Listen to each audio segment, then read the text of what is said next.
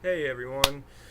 So it's been a while, but I'm back, and I let some of you know that I'm going to be doing a new series on this channel.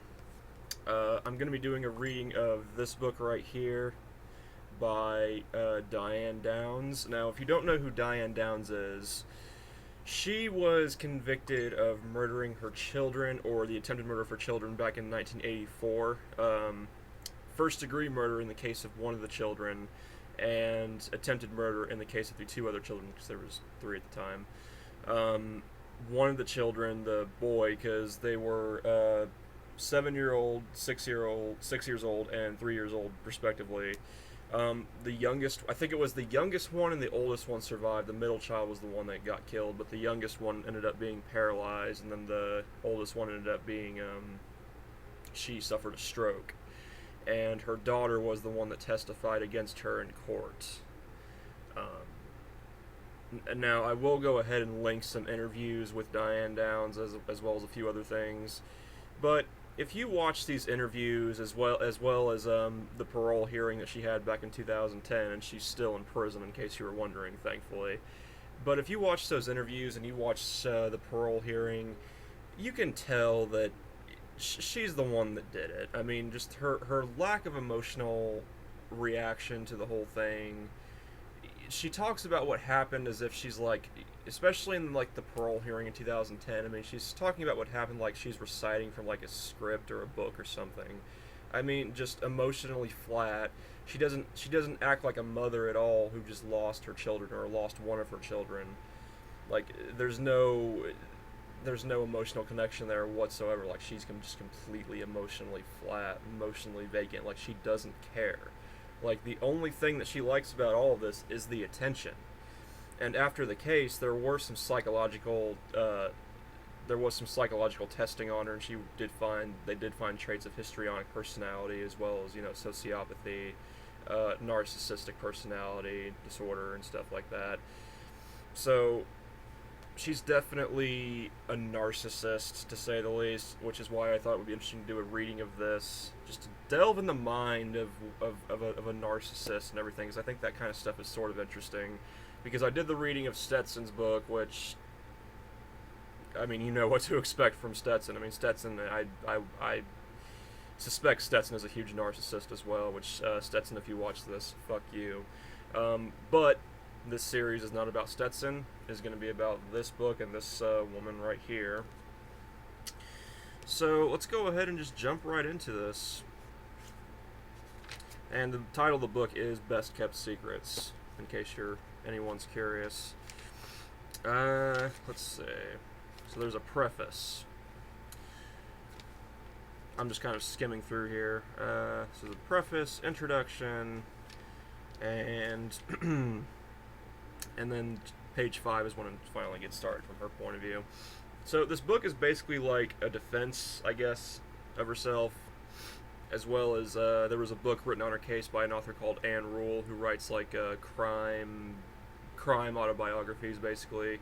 And one was written on her, and this book is kind of like a response as well as a defense of herself and stuff. So, I mean, I'm going into this admittedly with my mind already made up. I believe wholeheartedly that she did this. I believe wholeheartedly that she did try to murder her kids.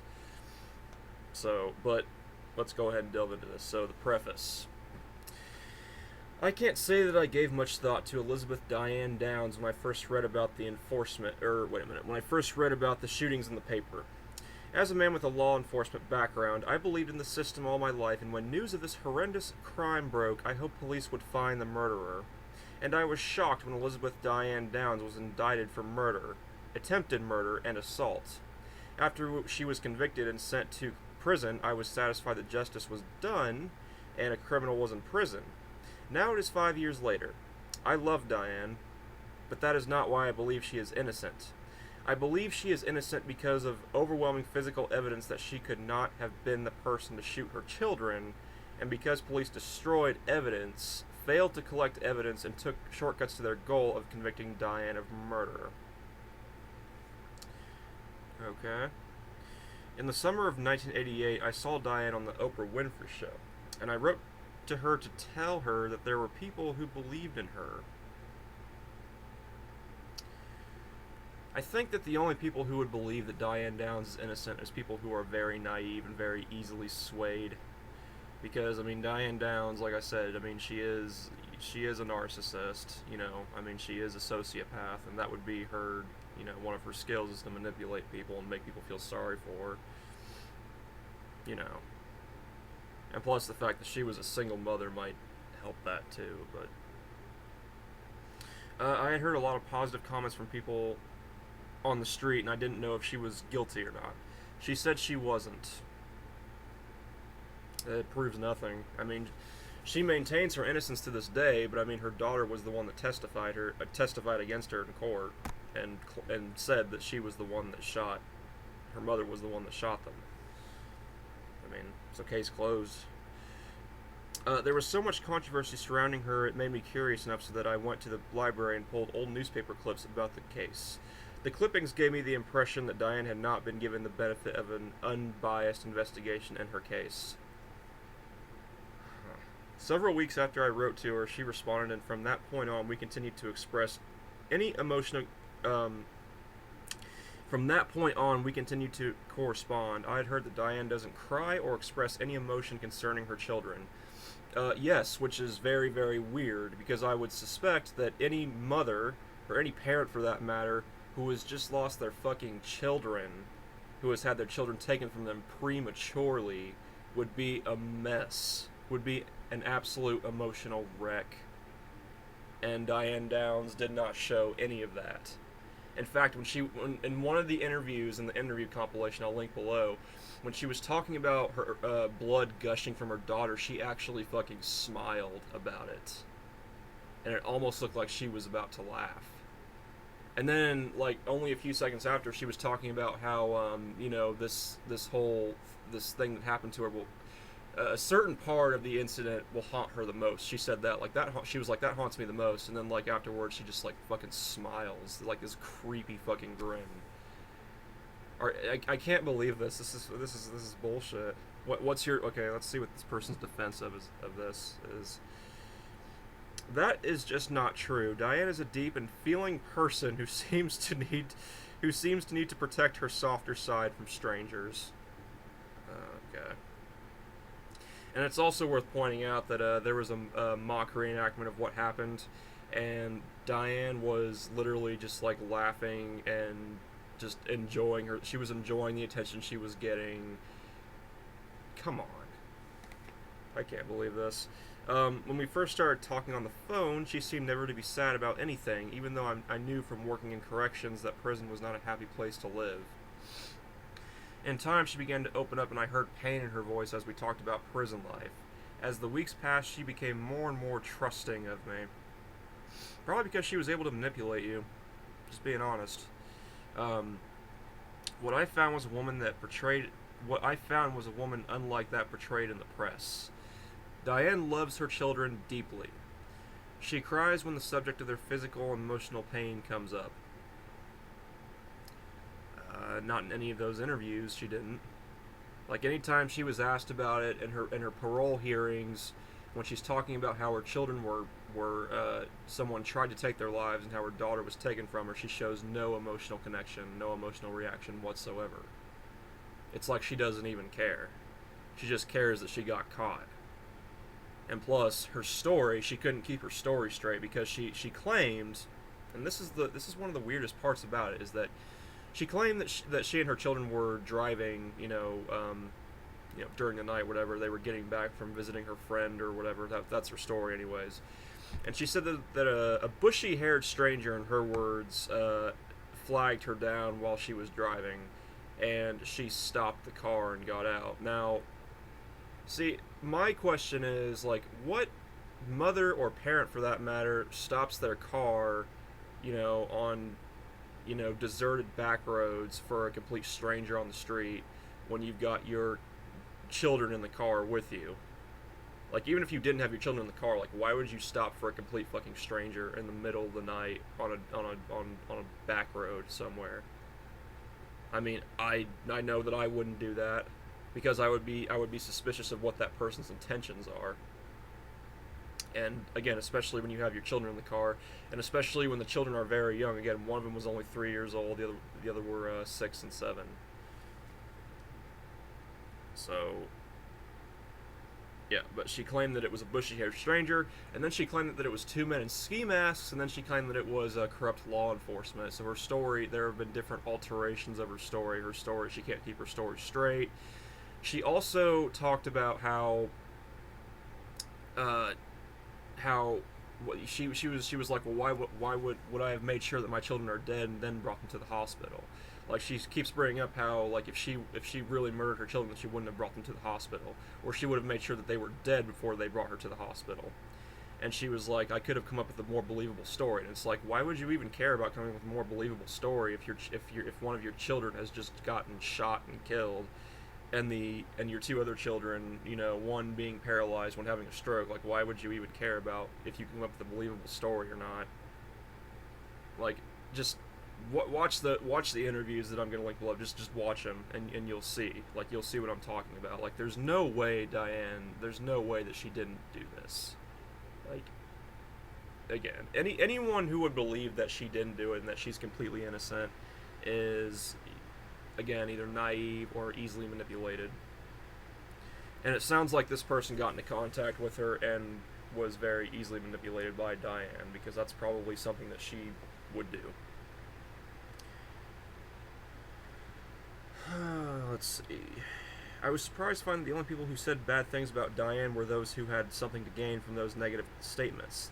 Those negative statements were not supported by facts or dates, but by opinions. I found not one report that stated that children had never been abused by Diane. No one testified that Diane had ever beaten her children or neglected them. I found a woman who had no criminal record of any kind, who had never inflicted any harm on her children, and who the state all of a sudden says tried to murder them all. It just didn't make sense, so I looked for something physical that could be used for evidence.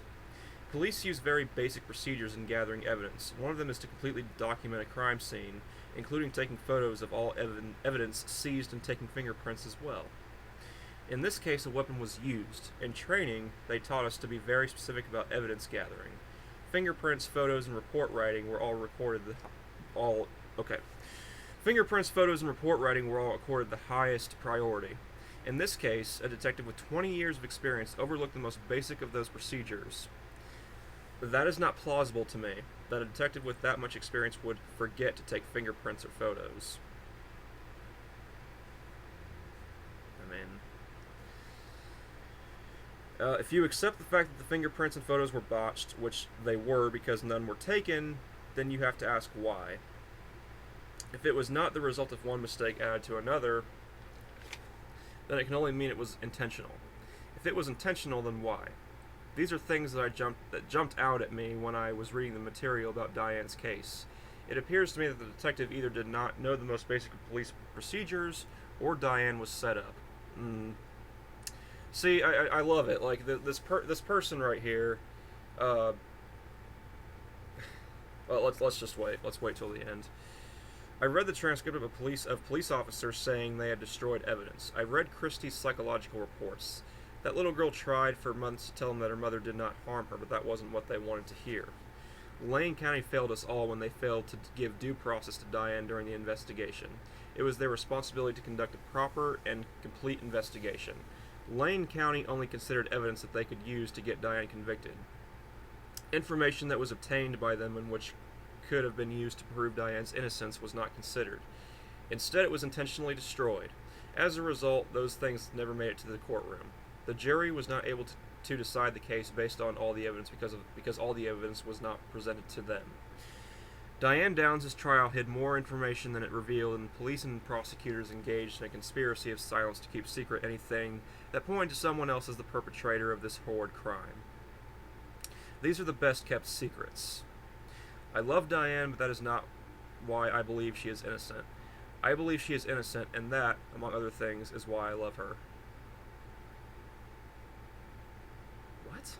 I believe she is innocent, and that, among others, is why I love her. Robert. What? Okay. So it looks like she just got someone. I don't know who Robert is. I'm not sure who that is, but I'm guessing it's someone who got into contact with her, who basically believed her story, believed everything she said, just gobbled it all up, and she wanted to put this in her book. You know, yeah, that's my guess. Someone got manipulated by her, and that's what this whole thing was. All right, introduction. There's an introduction. All right. The headlines on Friday, May 20th, 1983 were set in that oversized bold type reserved for startling news stories that take over the front page of a newspaper like Lane County, Oregon's Eugene Register Guard. Quote, gunman shoots mother, children, screamed in the banner headline, while a subhead read, girl, 7, dies, brother, sister listed as critical after stranger flags down car, sprays bullets. The lengthy article said the family had been driving along Old Mohawk Road in rural Springfield, just outside Eugene, late Thursday night when they were flagged down by a stranger. The mother got out to talk to the stranger, continued the article, and he demanded her car. Instead of complying, the driver pretended to throw her keys in the brush beside the road.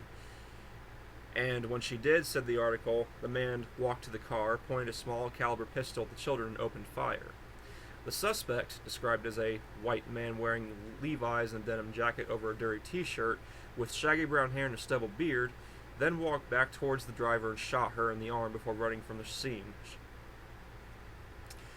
See, that's another thing. Like, wouldn't you kill the parent first, since they're the ones most likely to fend you off? Like, wouldn't you kill the parent first and then go for the children? Or like, why would someone just like shoot the children and then get in the car and just take the car with like 3 dead children in the car? Like, that doesn't make any sense to me. That's something else that stands out about Diane's story.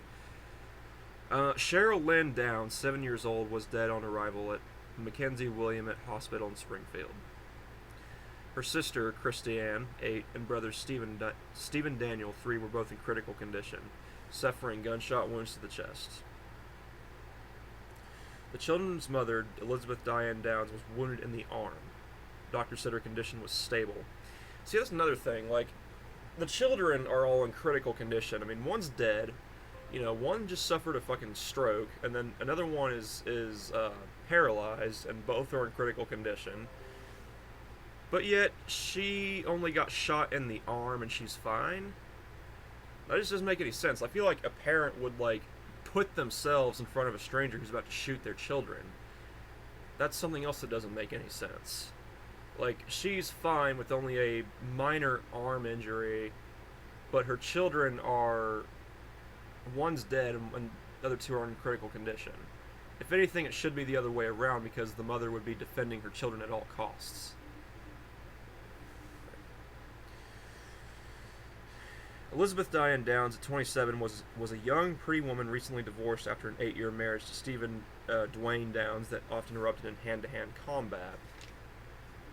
She had moved with her 3 children to Springfield, Oregon, just 7 weeks earlier from Chandler, Arizona, where she had worked as a mail carrier. The move to Oregon was a new beginning for Diane and her children.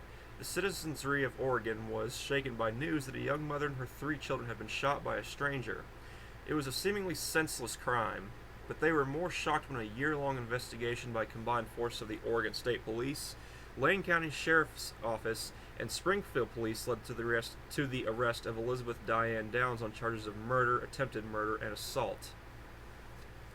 When Lane County prosecutor Frederick Hughey made his opening statement in the murder trial of Elizabeth Diane Downs, he did not say these exact words, but he might have, for they summarize what Hughey said was proven in the 6-week trial. On the night of Thursday, May 19, 1983, Elizabeth Diane Downs took her 3 young children for a ride in the country, keeping them out late enough to fall asleep on the drive home. Sometime between 10 and 10:30 p.m., on a deserted stretch of Old Mohawk Road, Diane Downs stopped her brand-new red Nissan Pulsar sports car. She glanced back into the car and assured herself that the children were all asleep. She got out, went to the trunk, and returned to the driver's seat of the car, crawled inside, and point-blank shot her sleeping children with a .22 Ruger semi-automatic pistol, killing one and seriously wounding the other 2. She then calmly sat in the driver's seat of the car, laid a fresh towel in her lap. Oh, yeah, actually, that's also something else. She had a towel around her arm. She claims that she doesn't know how it got there, but still, it's something worth noting. Because you figure that if you have a towel or something, she would use it on one of her children to stop the bleeding or something, not herself. And proceeded to shoot herself in the left arm, a, quote, flesh wound. She quickly brought her arm down to her lap and folded the towel sling style over her fresh wound. Cheryl Lynn Downs, 7, was shot to death, struck by the first bullet as she tried to move out of the line of fire. Blood spatter evidence proves that Cheryl opened the door and climbed out of the car in a futile attempt to escape from her mother, and was shot a second time as she lay on the road outside the car. Jesus. Christy Ann Downs, 8, was shot in the chest and through the left hand, a defensive wound received as she raised her hand against her mother's gun. Stephen Daniel, Danny Downs, 3, was shot in the back as he lay on the car seat. Tests conducted by police experts proved that all of the children were shot from a range of contact to 9 inches. After shooting her children, Diane Downs carefully disposed of the gun, probably by burying it, doing such a thorough job that the murder weapon was never found. She then drove to the hospital at speeds as slow as 5 miles an hour, killing time so time could kill her children. I can believe that. I could definitely believe that. Testimony from her ex-husband, Stephen Dwayne Downs, and from her ex-boyfriend, Robert Bertolucci, showed that Diane Downs left Arizona with a .22 semi-automatic handgun, and ballistics evidence proved that .22 bullets found in a rifle seized from her apartment bore ejector marks matching those on casings found at the scene. Well, there you go. I mean, that's pretty damning. Testimony from Christy, who survived the shootings, pinpointed her mother as the person who shot her. She watched as her mother shot her sister to death and then watched her mother shoot her. She was sure of it. She didn't see anyone else at the scene. Testimony from Bertolucci, as well as Diane's letters, cards, poetry, and other writings, showed that the state's theory is sound. Diane Downs shot her 3 children because she was so in love with Bert that she couldn't live without him. He did not like children, had made that clear to her, and she viewed them as an unsurpassable obstacle in their relationship. So, yeah, that's actually something else. She was having an affair, well, not really having an affair because her husband were divorced at that point, but she was having an affair with this guy who was actually married, this Bert guy, and he didn't want children. And Diane was someone who reportedly, I guess, like slept around a lot and stuff. But she had gotten really chummy with Bert, and he didn't want children. And then so she figured she would just eliminate her children so she could be with them. Which again is something that I could definitely believe, given that Diane is a narcissist and a sociopath.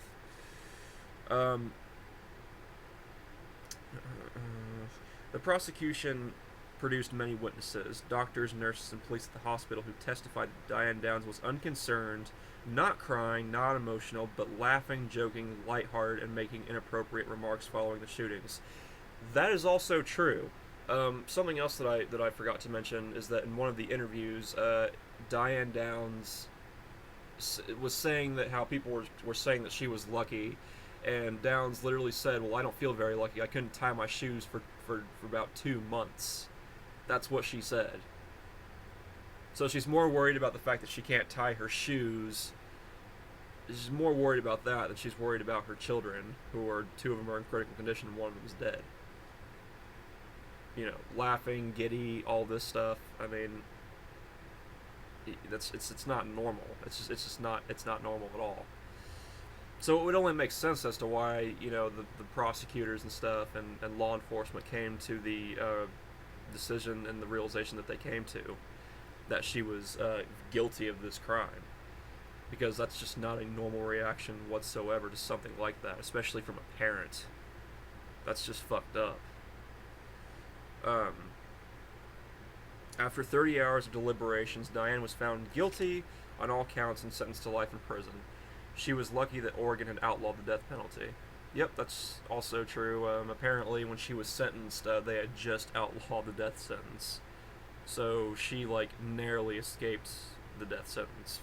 Which, I mean, in my opinion, I think she would have deserved, because I mean, anyone who can kill their kids for a very flimsy reason is just evil, just pure evil. All right, and that's the end of the introduction. All right, let's see. All right, so I guess we'll go ahead and do the first part, first few pages, and this is already 25 minutes long. Yeah, we'll do this. This part will kind of serve as just like an introduction, sort of, just to anyone who's unfamiliar with this, and to a smidge of Diane's point of view. All right. Move to Oregon. My decision to move from Chandler, Arizona to Springfield, Oregon in March 1983 wasn't a hasty one. I had requested a transfer from the Chandler post office a year earlier and waited patiently. When the transfer to Oregon finally came through, the timing couldn't have been better. 2 years earlier, I had divorced my husband, Steve Downs. A teenage marriage that began as a way out from my father's strict Baptist hand became increasingly. Sorry about that. A teenage marriage that began as a way out from under my father's strict Baptist hand. What? A teenage under my father's strict Baptist hand became increasingly violent. Okay. But after 8 years, the marriage was finally over. For the first time in my life, I didn't have a man telling me what to do. I was on my own, responsible for myself and my 3 children, Christy, Cheryl, and Danny, and answerable to no one. That didn't mean I wouldn't have anything to do with men. It just meant that I'd call the shots. After my divorce, I had affairs with half a dozen married men. Most of them co-workers at the Chandler post office. Through these affairs, I learned to view sex as just a physical act and not an extension of any emotional condition. Jesus fucking Christ. All right, we're already getting an insight into a mind of this person. Just a physical act, not an extension of any emotional condition. And I began to separate the two in my life. Sex meant sex with men, and love meant love for my children. And in my relationships with men, I never looked for love or emotional stability. Just took what I wanted sexually. All along, I'd been under the impressions that sex and love were the same thing. Steve always told me, "You know I love you. I screw you, don't I?" After my divorce, I found I could have sex and feel good about it without having to be in love. It was the first time in my life that I ever really enjoyed sex without having to worry. And I mean, look, I'm not trying to like be judgmental of people who are promiscuous or whatever. I mean, some people have casual sex or whatever. That's fine. I'm not trying to say that you're a bad person for doing that or anything. I'm not trying to judge. But given who this person is, I mean, you know. Let's see. Since June 1982, I have been involved with an on-again, off-again affair with one of the mail carriers. I've been friends with Bert Lacini, since he'd transferred to Chandler 8 months earlier. I had shown him the ropes at the post office after he transferred there, and over the months we became close friends. Bert was a tall, handsome, bearded man whose greatest pleasures were Jack Daniels whiskey, smoking marijuana, and sex, all of which I provided him in whatever amounts he wished, especially sex. He was very attracted to me, unlike Steve, who was concerned only for himself. That's rich. I loved Bert as I had never loved Steve. Bert was easy to be with most of the time, but I quickly recognized that he was weak and had a fragile ego. I massaged that ego every day with open displays of my caring. I wrote prosy love letters, sent cards and notes, bought gifts and sent them with poems, and told him every day how much I loved him. It was what he wanted and needed to hear the most, and it was easy, because I was used to giving men exactly what they wanted, when it was what I wanted as well. With Bert, it was no different. I gave him everything he wanted because I liked to see him happy and smiling. I soon learned that the way to keep Bert happy was to keep his whiskey bottle full, buy him presents, and never let him forget that he was the only man in the world. It started one day when Bert listened to me complain about being lonely for the last time. It was one of the days in which I flirted with men and convinced them that I was alone and in need of them, that they were important. It was one more part of the game. Jesus Christ. So fucking manipulative. Oh my god. Quit your bitching and have an affair, Bert told me. I took his advice and seduced another coworker, then told Bert about it. He became furious and told me that he'd been trying to say that I should have an affair with him. Goddamn. After work that day, Bert showed up at my house and we made love for the first time. It was very one-sided, and when Bert was finished and had started dressing, he stood over me as I was lying on the bed, and in the first display of his massive ego, seriously intoned, "Diane, I just want you to know I can't do this for you every Tuesday."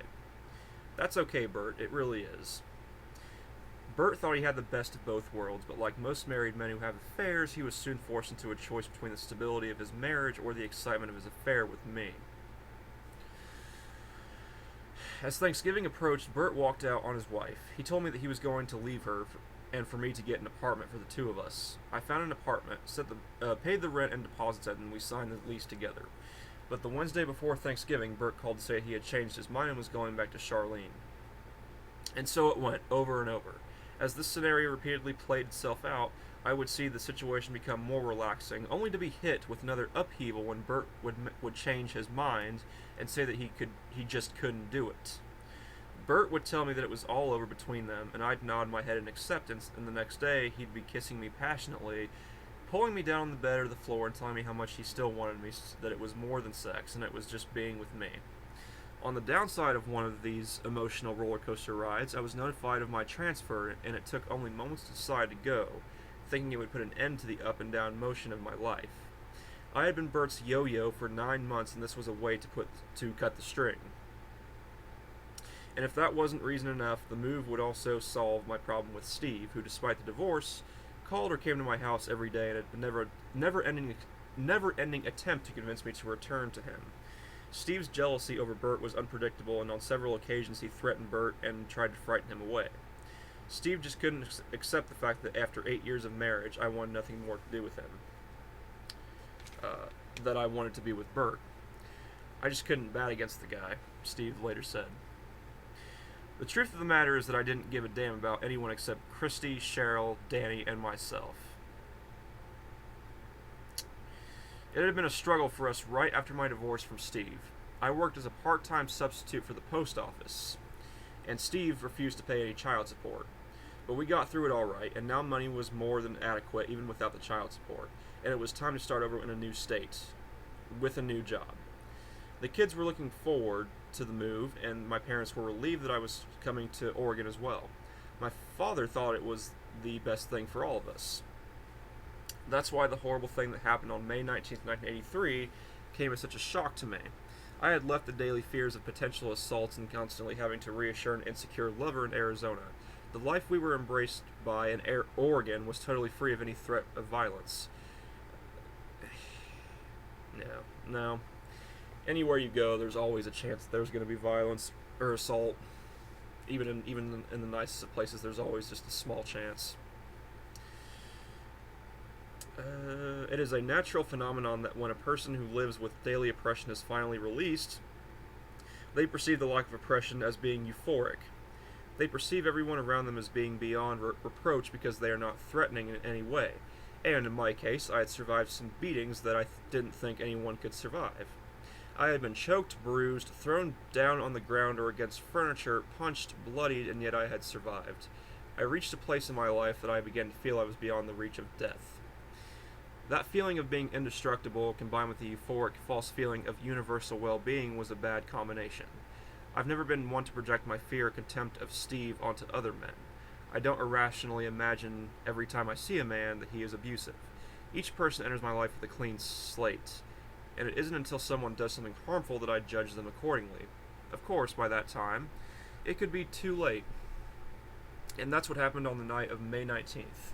With all my heart and soul, I wish I could turn the clock back to that night and approach it with a paranoid, irrational attitude. But I can't. I stopped for another human being whom I perceived as being in need of help, and he turned on us with a gun. Okay. Let's see. Yeah, I think we'll go ahead and cut it there. So that's kind of just an introduction, a taste of what this whole, what Diane Downs is all about and what her case was all about. Um, but I find it interesting. I mean, just when it switches to her point of view, and even before then, I mean, it's all painting her in the light of a victim and stuff, which of course is what she would want to do. Given who she is and what her mindset is like. Um, and I'm sure that's going to be the rest of this book. It's just going to be her painting herself as a victim, claiming and assuring everyone that she loves her children and stuff, and stuff like that. But it'll hopefully be an interesting ride. So hope you guys enjoyed this, and I'll be back with more of this reading series soon. So peace and have a good day.